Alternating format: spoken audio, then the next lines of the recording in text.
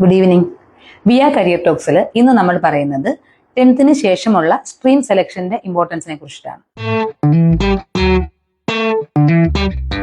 നമുക്കറിയാം, ഒരു വിദ്യാർത്ഥിയെ സംബന്ധിച്ചിടത്തോളം അവന്റെ ഭാവിയുമായി ബന്ധപ്പെട്ട് ആദ്യമായിട്ടൊരു തീരുമാനം എടുക്കേണ്ടി വരുന്ന ഒരു ഘട്ടമാണ് ഈ 10th കഴിയും.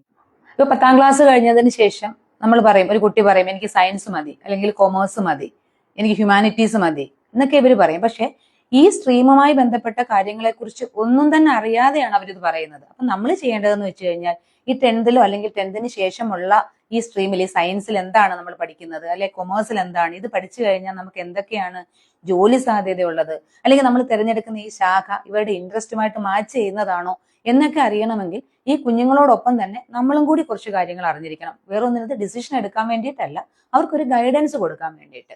അപ്പൊ ഇന്നതിനകത്ത് മോനെ നിനക്ക് ഇന്ന സ്കില്ല് വേണം, ഇതും കൂടി നീ ആഡ് ചെയ്യണം എന്നൊക്കെ നമുക്ക് പറഞ്ഞു കൊടുക്കാൻ പറ്റും. നമ്മൾ പറയില്ലേ, നമുക്കിപ്പോ ഒരു യാത്ര പോകണമെങ്കിൽ നമ്മൾ ആദ്യം എന്തോ തീരുമാനിക്കണം, നമുക്ക് എവിടെയാ പോകേണ്ടതെന്ന്. ആ ഡെസ്റ്റിനേഷനാണ് നമ്മൾ ആദ്യം ഫസ്റ്റ് ചെയ്യുന്നത്. അതുകൊണ്ട് തന്നെ കുഞ്ഞുങ്ങളുടെ ഫ്യൂച്ചർ സെലക്ട് ചെയ്യുമ്പോഴും അങ്ങനെയാണ്. നമ്മൾ ആദ്യം പോകേണ്ട ഡെസ്റ്റിനേഷൻ സെലക്ട് ചെയ്യുക, പിന്നീട് നമ്മൾ അവിടേക്കുള്ള മാർഗം നമ്മൾ അവർക്ക് പറഞ്ഞു കൊടുത്താൽ മതി, അവരങ്ങ് പോയിക്കോളും. അപ്പൊ ഇനിയുള്ള ദിവസങ്ങളിൽ നമ്മൾ പറയുന്നത് ഈ 10th ശേഷമുള്ള ഈ സ്ട്രീം സെലക്ഷനിൽ എന്തൊക്കെയാണ്, ഇപ്പം സയൻസ് എടുക്കുന്ന ഒരു കുട്ടിയെ സംബന്ധിച്ചിടത്തോളം ഏതൊക്കെ മേഖലയിലേക്കാണ് അവന് പോകാൻ പറ്റുക, അതുപോലെ തന്നെ കൊമേഴ്സ് എടുക്കുന്ന ഒരാൾ, ഹ്യൂമാനിറ്റീസ് എടുക്കുന്ന ഒരാൾ. അപ്പം എനിക്കറിയാവുന്ന രീതിയിലുള്ള കാര്യങ്ങൾ ഞാൻ നിങ്ങളുമായിട്ട് ഷെയർ ചെയ്യാം.